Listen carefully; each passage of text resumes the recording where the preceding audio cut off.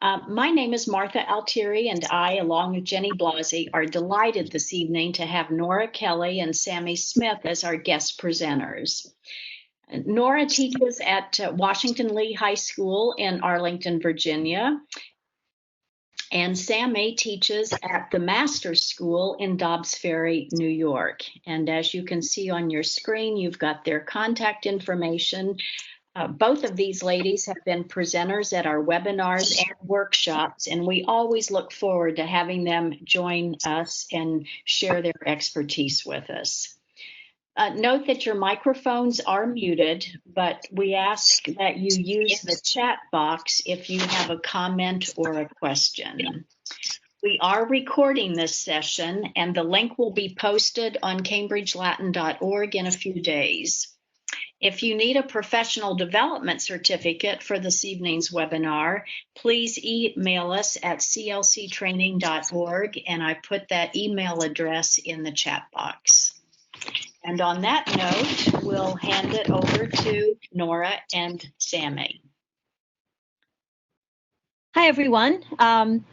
Sammy Smith here. I'll start off with a little rundown about Zoom. I spent basically since March on Zoom, and I think it's one of the easiest ways to manage breakout rooms. You can set them up manually, you can do them in advance, you can have the computer set them up randomly, so you've got a lot of choice, and it's really just with the click of a button, and you can go back and forth between the breakout rooms as a teacher back into the main room. And I'm Nora Kelly. I'll be talking a bit about Microsoft Teams because that's what my school uses, and I've been trying to learn it since mid-August, so quite an experience. The nice thing about it is all of your students are already in there, so it's very easy to individual sessions and call them and that kind of thing, and call other teachers. So I've been doing a lot of that, but very hard to go outside your organization. Teams, they call the breakout rooms channels, which took me a bit to figure out, and they do have to be set up beforehand. And then there are two ways to do it. I'll be talking about that a little bit later on in the presentation. And one of the downsides is you really can't do them randomly in the middle of the class. So Google Meet is the alternative that I've used if something is wrong with Zoom. And I will warn you that Google Meet is going to change probably around the end of September. They're getting rid of all of their extensions, or combining, I should say, all of their extensions. So it should be easier to use, but it's a pretty labor intensive, a lot of prep ahead of time in order to set up breakout rooms, and I'll walk you through that at the end. Oops, sorry, want to go. No, that's okay. Okay, so the nicest thing about Zoom is you want a breakout room, you click a button that says breakout rooms. It could not be any easier. It's at the bottom right of your screen, and I highlighted on the screenshot, has the four little boxes. My students often call it looks like a waffle to them, but they also say that about the grid view. What I think people who are older than our students will refer to as Brady Bunch. But breakout rooms, four little boxes, super easy to find. Click on the breakout rooms, and you can go to the next screen. Can I just ask you a question before you go to the next screen? Don't you have to have clicked in your settings, overall settings, that you want breakout rooms? It comes automatically as soon as you log into Zoom. If you are the host, you have access to breakout rooms. If you are not a host, you do not have access to breakout rooms. You can switch hosting options to another person, provided that those settings are allowed to you at your school. But as long as you're the host, you can set up the breakout rooms with a click of a button. Well, I think we went into early on that you, if they hadn't been set up in your master schedule, master whatever, we had to say allow breakout rooms. So if someone doesn't see this and they're the host, they may have to go back and look on the website to do that. It sounds like most schools probably have. Donna just wrote what I said. You may have to go to settings to enable breakout rooms. That's true. Okay, moving on. So once you click on breakout rooms, you have the choice of automatic breakout rooms, in which the computer selects the students going into the different rooms. You toggle up or down however many rooms you want. If you want to do it manually, you can click the manual button and assign students. Their names will pop up, and you just assign them to breakout room 1, breakout room 2, etc. And then you click create breakout rooms. This is what it looks like when you click breakout rooms. You can rename the breakout rooms if you want, or you can just leave it as breakout room 1, 2, or 3. And under the assign button, a list of students' names will be there. And this is for the manual option. If you want to delete a room, say kids have left and you just want breakout rooms 1 and 3, you click on the assign button and an option will come up either to rename or to delete the room. Under options, if you want further options in your breakout rooms, and there are a host of wonderful things you can do. You can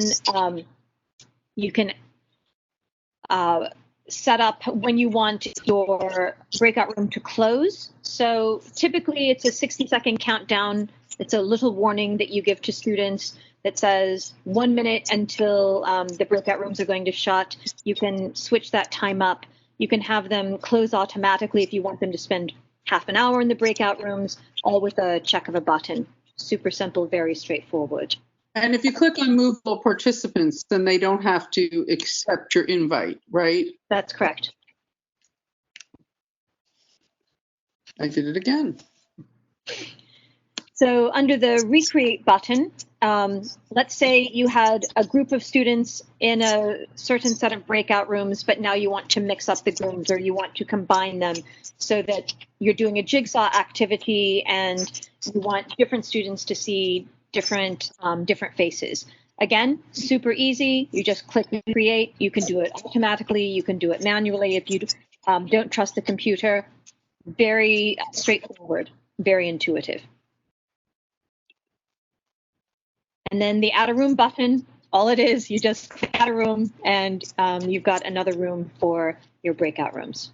So even during a time, if you had 4 rooms and say 5 kids are having trouble and you want to put them, you want to open another room, or maybe not kids having trouble, you just want to have less kids in a group, this will just be easy to add? That's correct. And if you don't want to use that, you can just leave them in the main room with you. Okay. As you move back and forth, and I've done that as well. And this is what it looks like as soon as breakout rooms are ready to begin. Everyone should get this little screen that says joining breakout rooms. It's very quick, and then you are teleported over, much like Star Trek, into a room, and you can pass in between the rooms. As a teacher, you just click on breakout rooms and you can join breakout room 1 or breakout room 5 or go back to the main session. Before we leave, does anybody have any questions on Zoom so far? You can put your questions in the chat box. To me, it's the most user-friendly, most intuitive, helpful. I don't know what I would have done if I didn't have Zoom. It's so fast and easy. Okay.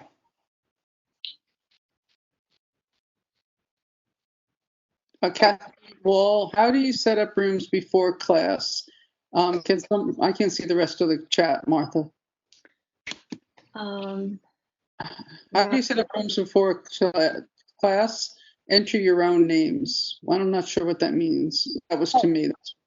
Okay, so if you want to set out rooms in Zoom ahead of time, you have to go into your Zoom profile, your own Zoom page. And I often don't do it, and I'll tell you why, because you don't know if a kid's going to be absent, and if you set up your rooms ahead of time and then you have to juggle again, it's a little bit frustrating. I think that kind of thing works really well if you've got a huge class, let's say 50 or 100, if you have an assembly and you want to put people in different breakout rooms for some reason, that makes a lot of sense to me. But to do it for a class of 20, 25, I think just to do it on the spot, that's one of the beauties of Zoom. And one of the things I was thinking about when we were looking at Teams is I could see if you wanted a group to work together over a number of sessions, you could save that setup in your settings so that they would be in the same groups. I could see that be the only other time I'd want to pre-set up groups if I want the kids to stay there.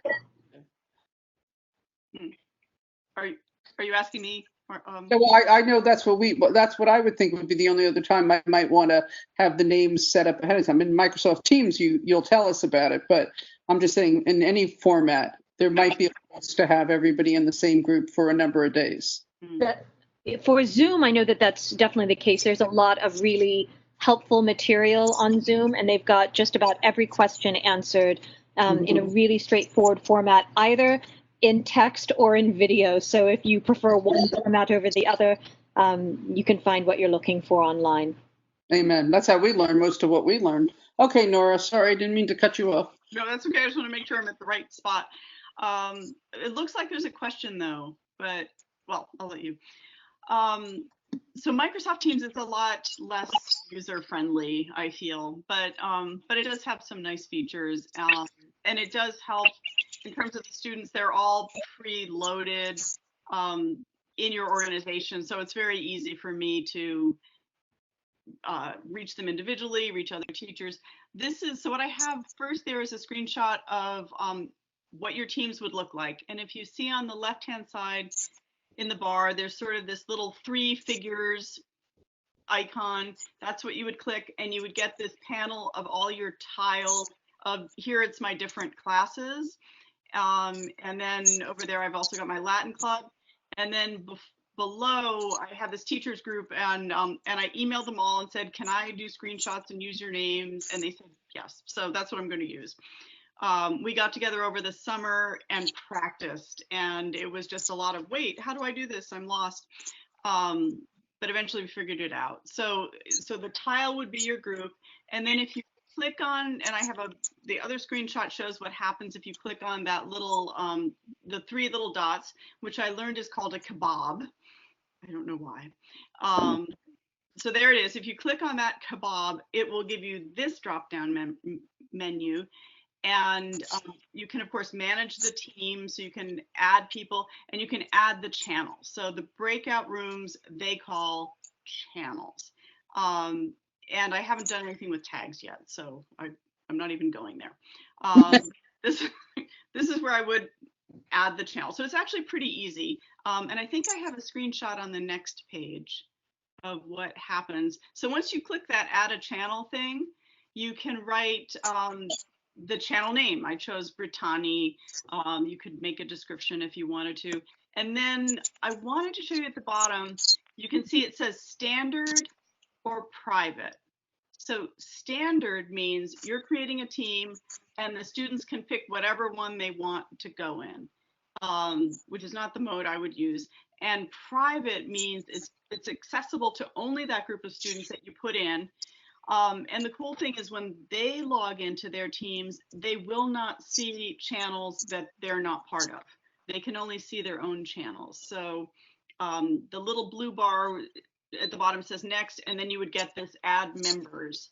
And you just type their name in, and it will automatically populate them from the database for your school. So for that, I found that to be very easy. So like they become a squad or something that they're always going to be with that group. Yeah. And then it's a little bit of a hassle if you want to change it. Well, actually, I think you can delete a student from a group and add them to another group. So it's really not that hard if you wanted to move one from one group to another. But I would probably keep them together for a week or 2 or something, and then maybe switch it out. Okay, and so then what happens is, so I'd made those teams, and if you look over on the left, the Romani team has that little lock next to it. So that's how you can tell that it's a locked team that has set students in it. And then the general room is just always the main room. And then over to the right, I had made a non-locked one. So that's what that would look like. The difference would be it wouldn't have the lock symbol next to it. Our school can only have 4 channels at this point, and I learned that one of those is the general. So that means I'm going to have to get creative with classes of 30.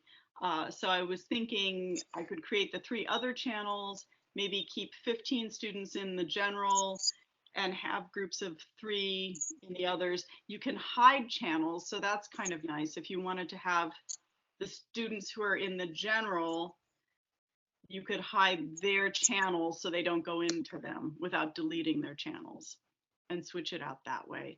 And then it just has a lot of the other choices, to add members. You can edit the name, delete it, that sort of thing. And have you done anything with this connectors yet? And the answer can be. I was just looking at that, wondering what it was, but frankly, it was all I could do to get kids in and out of those panels this first week. We clicked on it and we weren't sure either. That's why I was just curious. Yeah, now that's something for the future, but compared to where I was on Monday, I'm amazed at how much more comfortable I am with this today. So You had something to add, or were you answering somebody? I was just adding that Nora said that she had 4 channels, but in Zoom you can have up to 500 breakout rooms. Thank God, right? Yeah.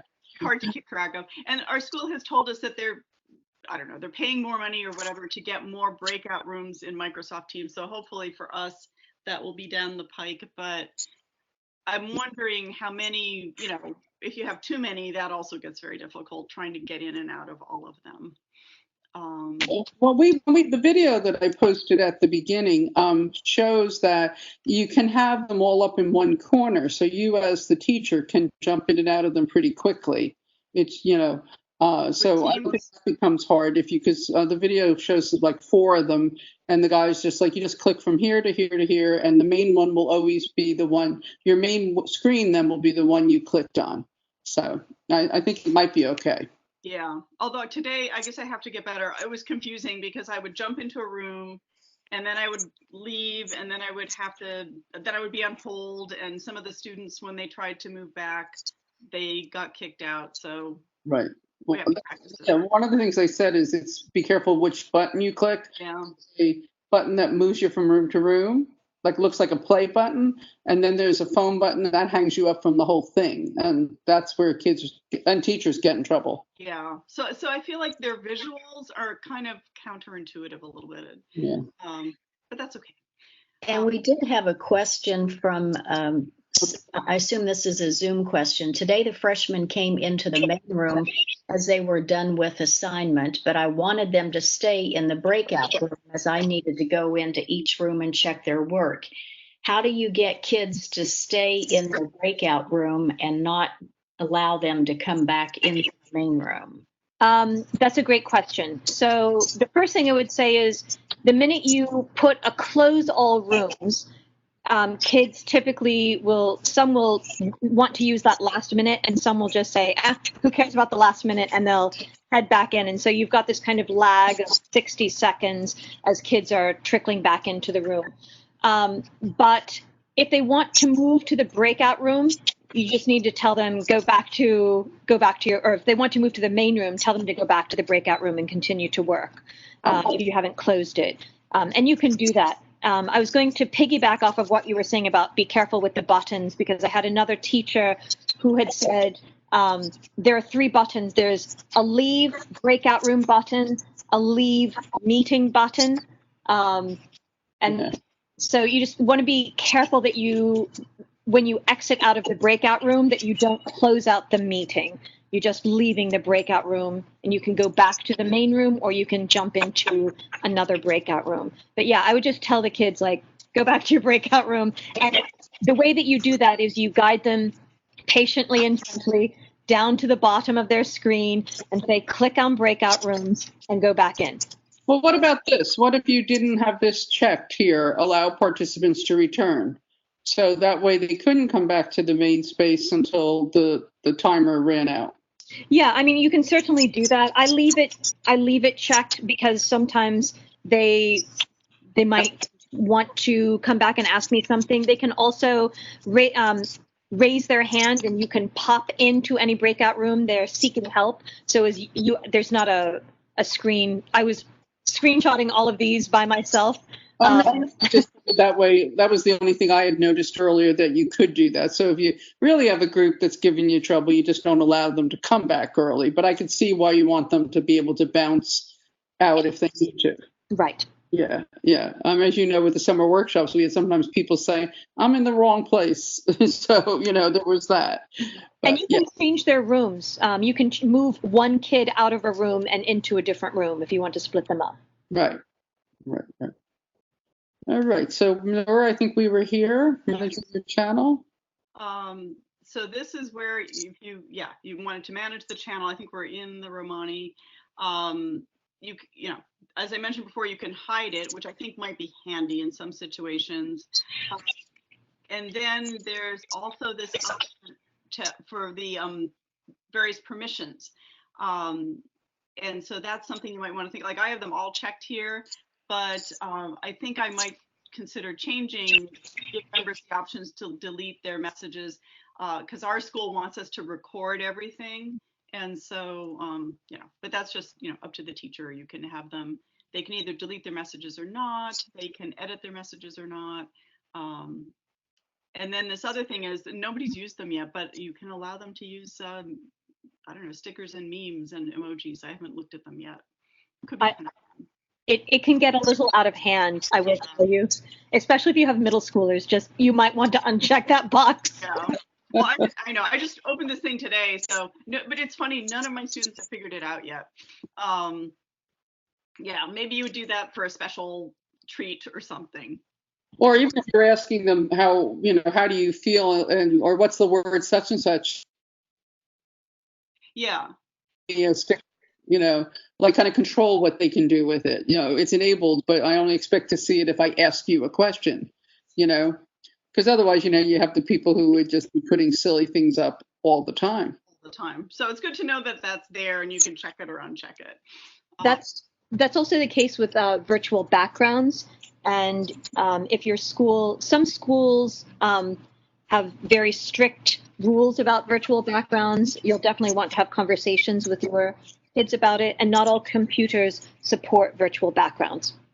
And it really limits your bandwidth, which is one of the things why schools don't want you to use them a lot of times. One of the schools locally was doing that, and they couldn't figure out why they couldn't get everybody on. This was just during a practice day. And it's because all the teachers had come up with these fabulous back screens, and they were like, okay, that just ate so much more bandwidth than we ever expected. So is that for Microsoft Teams? No, that was Zoom. For Zoom, I know. Oh, because I had that problem. I can't have a background in Zoom because my computer's not strong enough.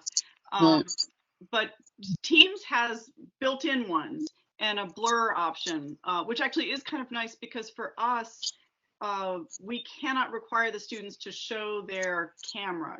They don't always want to show their house. It's an equity issue.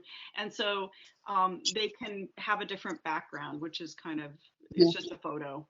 I do like the blur option, the ability to focus you in where they can only see what they're supposed to see, which is you and what you're saying. Yeah. Well, plus their background, if they don't have a background, it's actually distracting because they'll have siblings walking behind and parents and other things. So I find that thus far with Teams, that's actually not been too much of a problem. So I'm glad. And a number of my colleagues, like they'll put up, one of my colleagues the other day said she had a picture of Delphi up and then in her background, and she's having the students guess where it is as they're coming into the class. So, okay, so then the next slide. For some reason, it's not right there. Okay. Okay, and is there one after that or not? You told me to put it, so. Okay, good. So if we go back to the other one, I thought I had a thing about how to make phone calls. Well, you might, but it might be later. This is. Yeah. So one of the, go ahead.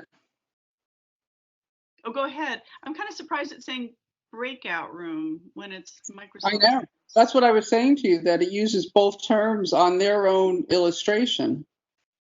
Interesting. I Yeah, wonder if they renamed it. I wonder if they called their channel Breakout Room. I believe so. Yeah. So what it was saying is that what we were just showing is that the student would have to join this up here. This box up here was what the teacher would see, but the student would have to pick the one that they were assigned to, and they would click the join. And that's different than Zoom, where Zoom you can pre-move the kids into the rooms and they just sit there and all of a sudden they pop in, as Sammy said. So we just thought this was a good picture to remind people that there is this thing that the student themselves have to do. Yeah. And this is the tutorial we like. So that's what's in the chat box. And when students join the breakout room, you may have just said this, the first person in has to start the camera, has to start it. And that's a little bit of a hassle. So because it's hard for the teacher to go in and start all the rooms. And so, you know, what I'm going to do is just pick a responsible student and send them in first and have them start the meeting. Okay, and then, oh, I thought I had the thing, well, that's okay. I just wanted to show people what the calendar looks like. These are all the classes that I've set up with links, and it's very much like a Google app on your phone. In your calendar, you can set up recurring links for your meetings, and then from that, you can even get a link and post it in your learning management system. So the kids can either access it from the calendar or from their learning management system. And then on the far left side there, below the arrow, there's a little phone symbol. You can call people directly, and that's quite handy. Like I had one of the counselors needed to talk to a student, and so I told her when he was done with class, she was going to call him on the computer, and it worked very easily. They can do a video chat very fast. So just to clarify for me, if I'm in this class and I click on this, it'll take me into Microsoft Teams and my correct channel. Is that what you're saying? Yeah, it'll just take you right into the class. So, and it's the same link. I've set it up to run for 3 weeks. So you just, once you click on that, you would get a join thing. It puts them into the lobby, and then I let them in as they come in the lobby, which will stop people who aren't supposed to be there from joining. Okay.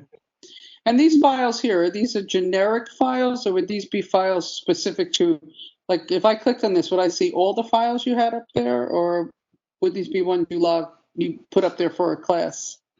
I think that would show all the files, but I know that within the class, they can click on the class specific files. So there's a way to include the documents that you want them to be working on, which is a nice feature in the class.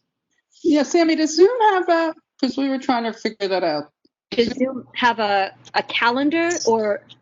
No, does Zoom have a way to share files? Oh, you know, that I don't know. I'm sorry. I can tell you about like how links have been set up and safety precautions with Zoom, like employing the wait room and things like that, but I don't know about sharing. Well, I can tell you that if you record a meeting, you can share a link to that meeting, but as far as other kinds of files, I'm not sure. Yeah, I don't think so. I think you have to put it like in a Dropbox or somewhere else and have the kids go there. I couldn't find it. That's why I was hoping you'd say you knew something. Yeah, I didn't. Oh, and then so that's how you make a call. Like when you click on calls, you can type the person's name and they will immediately show up. And then the other thing I wanted to show is that the little kebab at the bottom opens these apps. And if you record your class, it will show up in the chat, but you can also find it in that stream app and get a link there. Lovely. Okay, Google Meet. I say this with a sigh. It's actually quite wonderful with regard to safety settings, but it is not wonderful with regard to prep. And when I was trying to figure out how breakout rooms worked, I felt completely inundated the first time around. I thought honestly, all I want to do is just open up Google Meet and never do breakout rooms again. But Once you get the hang of it, it's not too bad. So I'm going to walk you through this. The very first thing you need to do before you think about Google Meet is open up a Google Doc. So everything is in this kind of strange Google world. Google has like, I don't know, 2,000 extensions, maybe more, thousands of extensions. This is the problem. Because they, I think, were caught by surprise when everyone went remotely and people were teaching online, they didn't have a breakout room. So all of these app developers have been coming up with different extensions. So there's a Google Meet breakout room extension, and there's a Google Meet attendance breakout room extension. Anyway, you can put all of these extensions into Chrome to your heart's extent, and that's what they're going to ask you to do. One of their recommendations is that if you are going to create breakout rooms, you also include a mute extension. Oh, gosh. Right. So here's how it goes. You create a Google document, and however many breakout rooms you anticipate having that day, let's say you want 10 breakout rooms. So I just labeled these with my last name, Smith 1, Smith 2, Smith 3, etc. That's part one. Okay, go to the next slide. Thanks. All right, then you're going to create in that same Google document a series of nicknames, or you could just type in random numbers. I personally like the nicknames so that I know how everything's getting linked. So Smith 1, I'm going to have a nickname with Grumio 1, and Grumio 1 is going to be a random extra set of characters that's going to be attached to the Google Meet link that you will hyperlink in to the breakout room. So let me back up and say this again. You have the breakout rooms, and Smith 1 is breakout room 1. In order to establish safety codes, you can either just type in letters and numbers at random, and I think you need at least 6. And then you put whatever the Google Meet link is in front of the nickname, and I'll show you what this looks like in a second. And then you copy that whole link with Grumio 1, and then you hyperlink it to Smith 1, and that's how you create the breakout room. It is not intuitive. I could not figure out what people were doing. It's like, wait, I'm creating breakout rooms, I'm finishing with the breakout rooms, and then I type in a random series of letters. All I wish someone would have told me was the random series of letters or the nicknames or whatever is a safety code so that it's specific for the students. It's a workaround on the security thing. Instead of it being built in, you're doing the work to make it that only certain people can get there. Just like in Zoom, you have the link, the link with the password embedded, you have and all that. You're doing the work. Right, and I think that's really so smartly said. You're doing the work in Google Meet. It is all prep on you. It's a lot of additional work. So maybe October 1st, that will be better. We hope. Yeah, we hope. They're trying to combine all of these extensions so that it is, I think, more Zoom-esque, more teacher and student friendly. Crazy. That would be nice. Let's hope. One can only pray. Okay, so this is how you create the link. If you have Google Classroom, which our school does not, you can go into your Google Classroom settings. If you don't have Google Classroom, just type into Google Meet that you want to start a meeting. So Google Meet, it'll prompt up new meeting, and you click new meeting. So go ahead and go to the next slide, please. Once you click new meeting, it's going to have a dialog box that pops up, and it will say, get a meeting link to share. And as soon as that, when you click on that, then you will get that link that you're going to place in front of either the random series of letters, numbers, or what I call nicknames, just because I think I need that kind of order in my life. Otherwise, it's too confusing.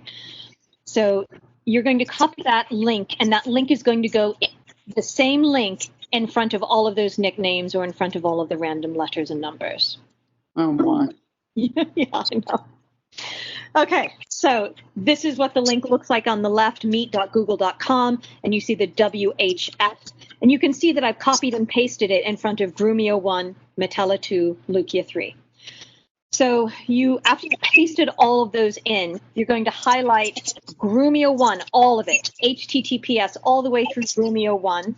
You highlight it, then you highlight Smith 1, and you hyperlink it to Smith, and you're going to repeat ad nauseum. So highlight HTTPS all the way to Metella 2, and then you copy it and you paste Metella 2 to Smith 2, or whatever your breakout room number happens to be.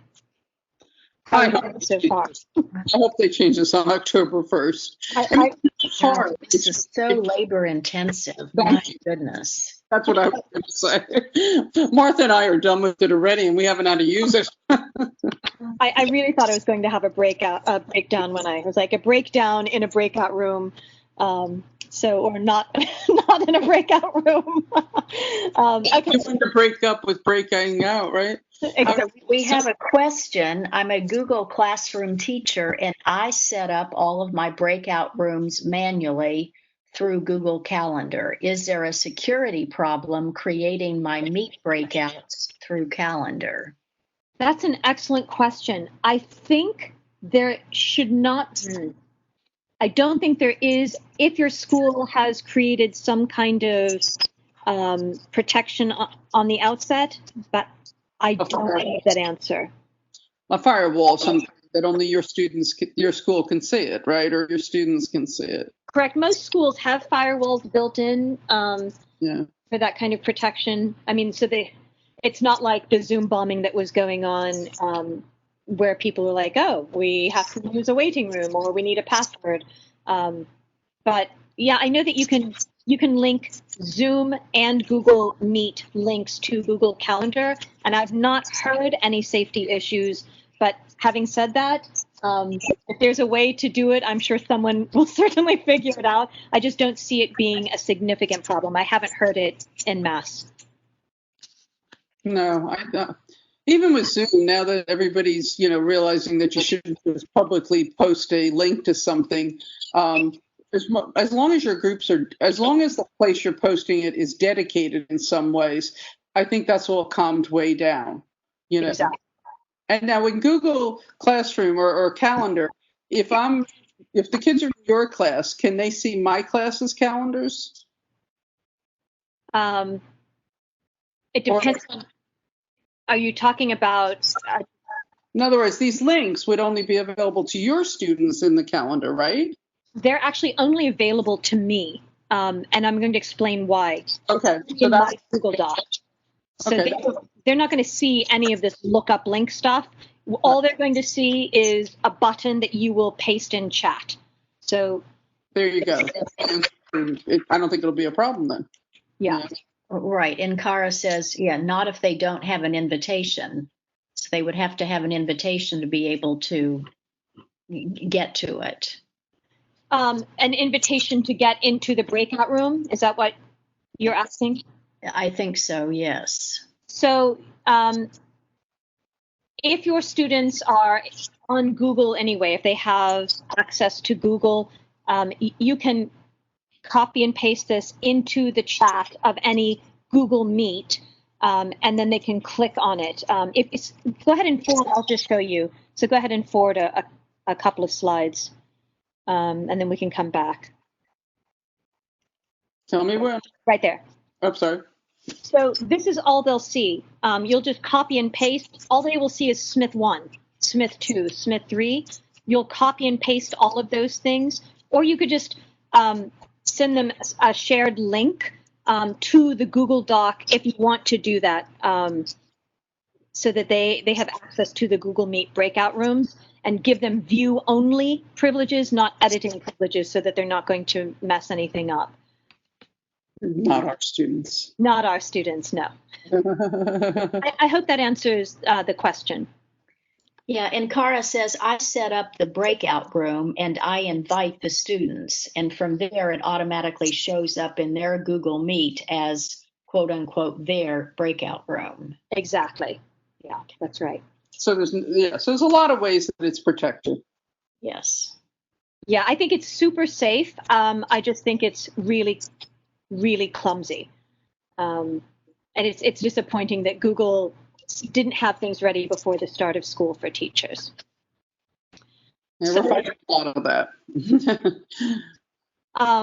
Okay, so this is how it works. Do you want to back up one more slide?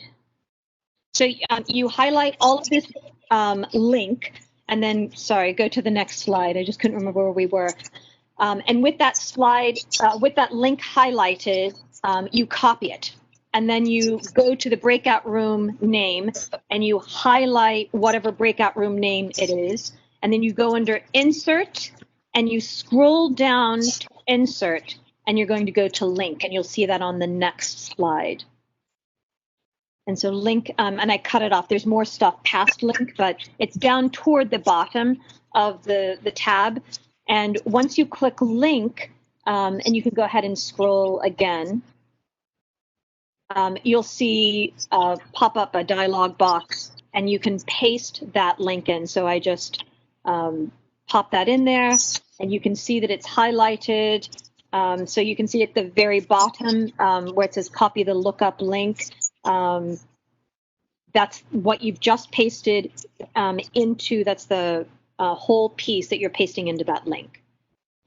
And then on the next slide, once it's being pasted, all you do is click apply. I said all you do after you've set up all of these like 10 rooms or however many breakout rooms.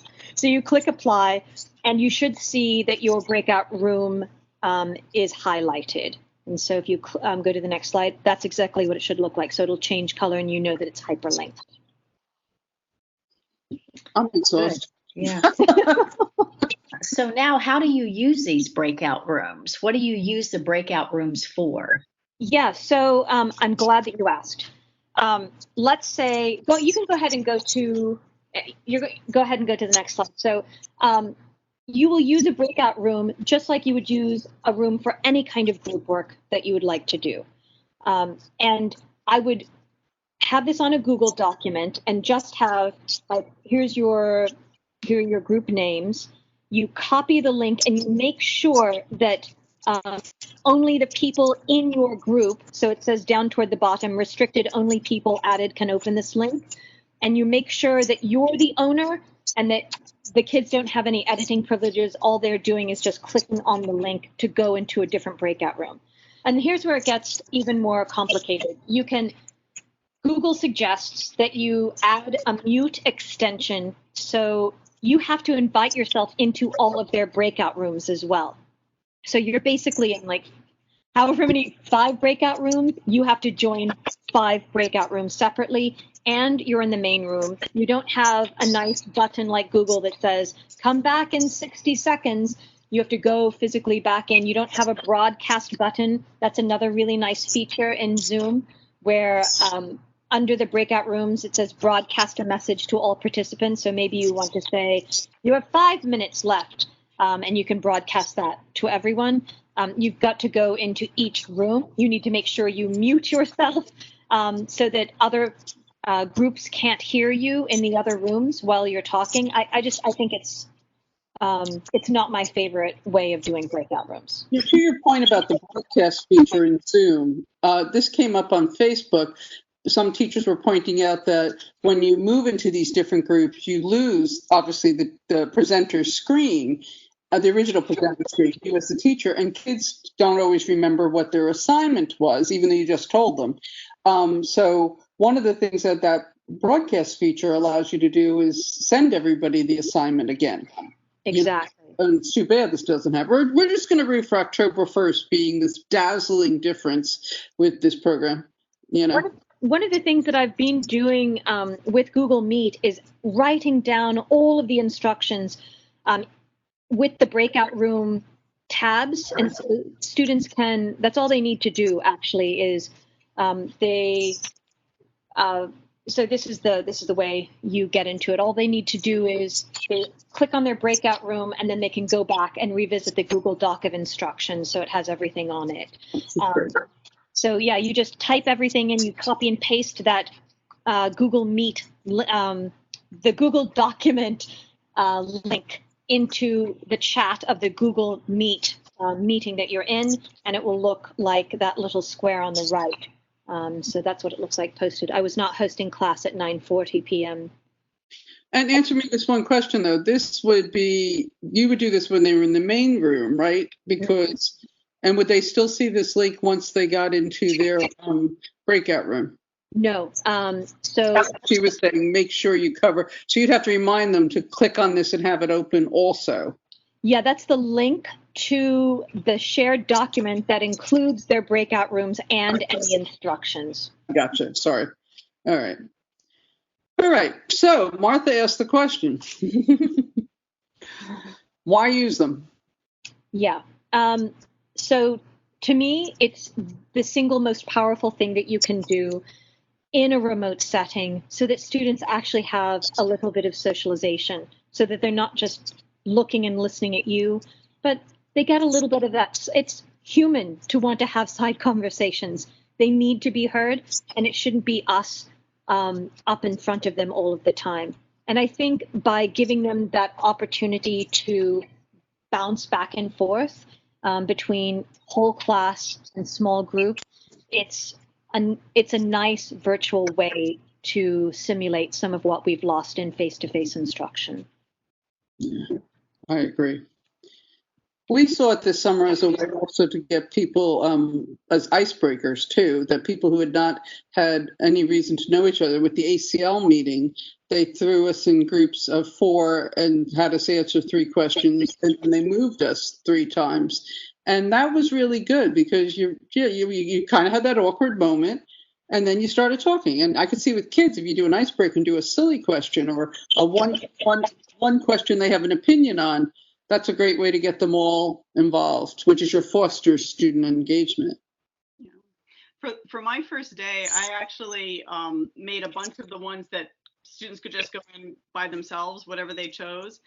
So I could practice bouncing around, and it was really fun. Like, they all went into different groups and they were chatting with each other, and it was sort of like a party in an apartment where some people are in the kitchen and some are in the living room, and it was a nice way for them to start the school year. And I think this would feed very well into character work, putting a group in, and you guys are dealing with Quintus, and you guys are this and this and this.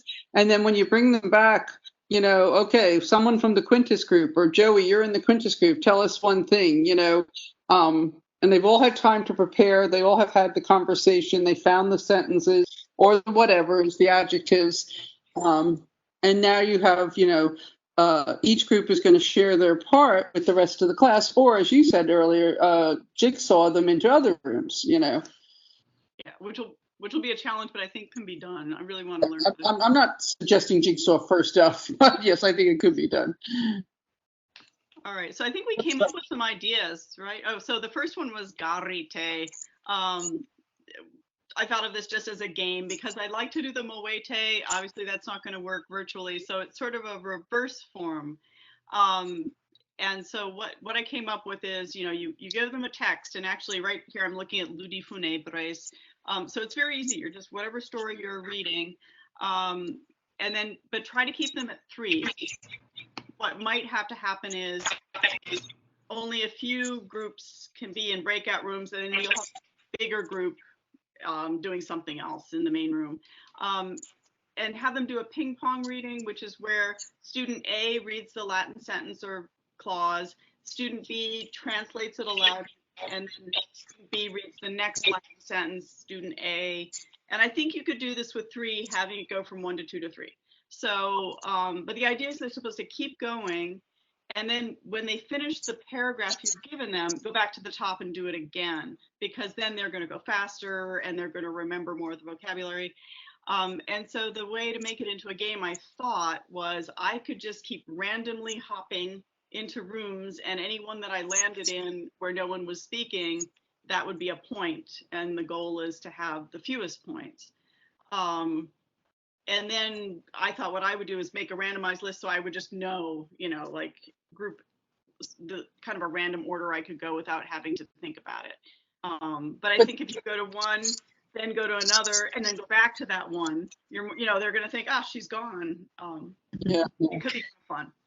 But you wouldn't do it as something you would enter a grade for, because you'd go nuts to remember who was in which group, right? I mean, it's just it would be like a warm up or whatever, a pre-reading sometimes of a story or a post-reading. But yeah, no, like I'm just a class. Yeah, I could even see it would do it with vocabulary, and someone's reading the words, someone's answering, all those kind of things, and that you might get a little crazy, but it would be fun for them, I think, to see if you can catch them out. Exactly. I don't know why this is jumping tonight, but it is. Okay.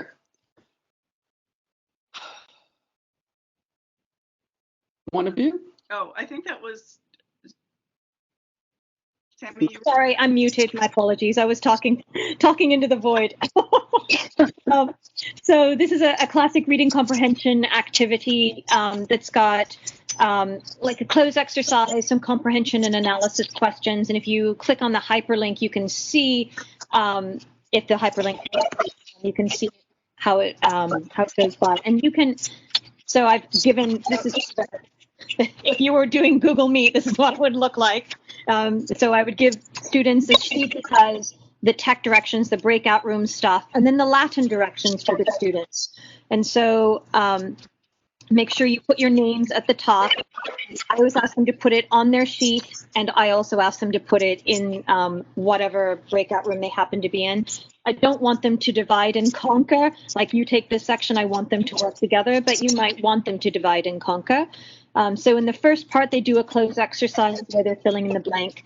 And in the second, they're doing comprehension and analysis questions. And so you can scroll down and take a look. So I've copied the text so they can see it. It's right there. That way they don't have to toggle back and forth between Zoom or Google Meet and Cambridge Elevate and the Google document. I think it's too many.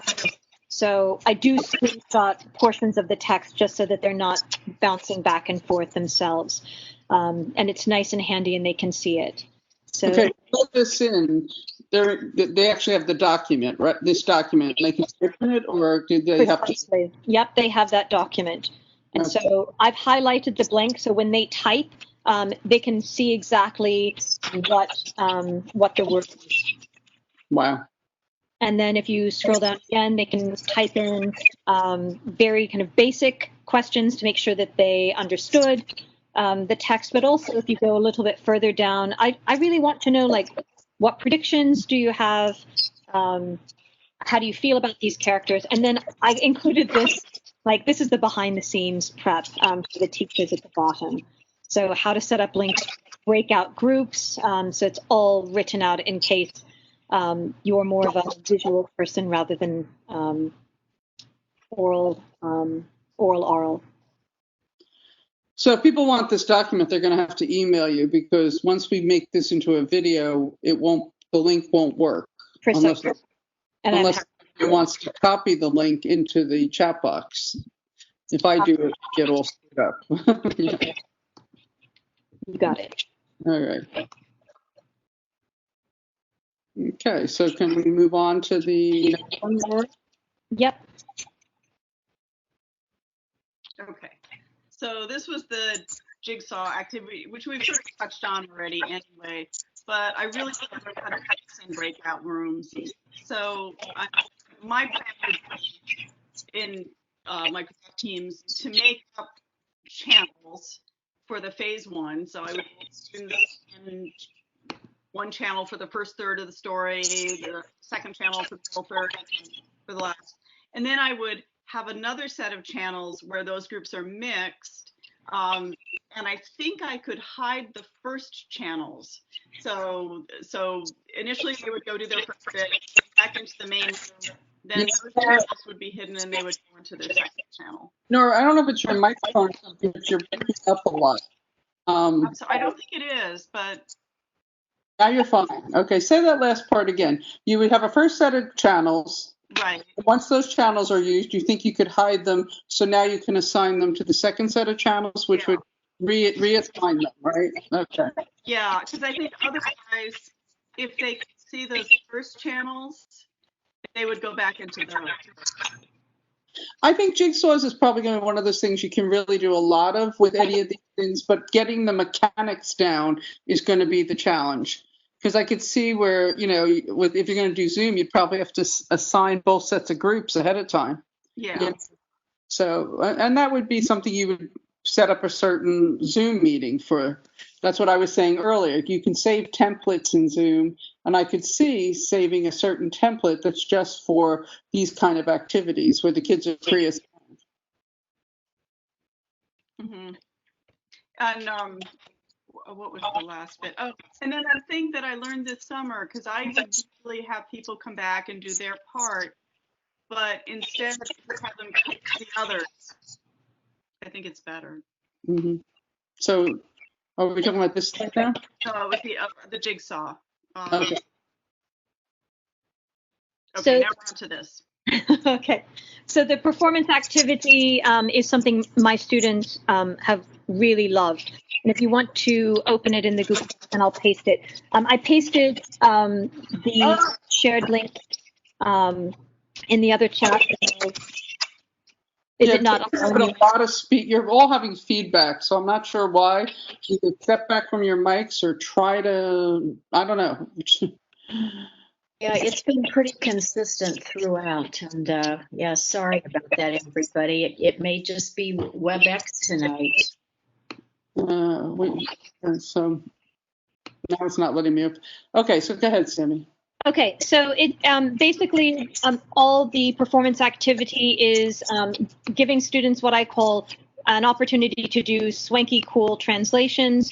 It means that they can do a Wild Wild West or a Shakespearean version or whatever, and you chunk up the text. You ask them to put emojis next to how they would deliver the line. It's a nice little jigsaw activity as well, but it gives them an opportunity to rehearse privately before they move on. Okay, this wouldn't give me access. I'll have to put that link in the box too. Will, got it. Okay. I like the idea of swanky translation, which the whole point is that you do it in a very different way. You're not trying to be super pure. If you might do it silly, you know, the way a certain character would have written it, like Woody, you know, Toy Story or something like that. You're showing that you understand what it means without being rigid about it. You know, and I like that when you've done that in the past. Thank you. Okay. So these are some of the thoughts you guys have at the end here, right? Yeah, this was just my helpful hint about create a separate Word document that has all of your links and all of the instructions for the students in one place so that they can refer back to it, so that they're not spending all of their time like, what were we supposed to do? How was I supposed to do this? Just put everything in one document. And that the whole purpose of Tech Tools is to support students. And that's what I think we need to keep in mind. That's why these breakout rooms are so important. Well said. Yeah, and I think there's got to be a place too to give kids some time to be silly, because they're going to be on these screens all the time. So even going into a breakout room and having to do something ridiculous for a few minutes, come up with a bunch of physical signs that would be like the charade for Quintus's actions or something, so that they get to move around and use their bodies and laugh with each other, and then they can come back, or you can jump in and they can show you what they can do. So do we have any questions? We apologize for the sound. We don't know why it's been like this tonight. It's all the technology. And if we don't have any questions, we would like to offer you the option of, on a Sunday afternoon, we think, Sammy and Nora and Martha and I are willing to set up it would be a Zoom with a chance for you all to play some of these kind of activities and play around with how does it feel to be in a breakout room? What could we do? You know, what are some of the games like that Nora and Sammy showed us, and some other things we might have. So if you're interested in really a practicum more than another webinar, please write us, tell us that in an email, and we'll send out an invite in a week or so. to see if you, I don't know when we'll send it out, to be honest, but we'll fix that. And we'll give you some time to play. We'll all play together.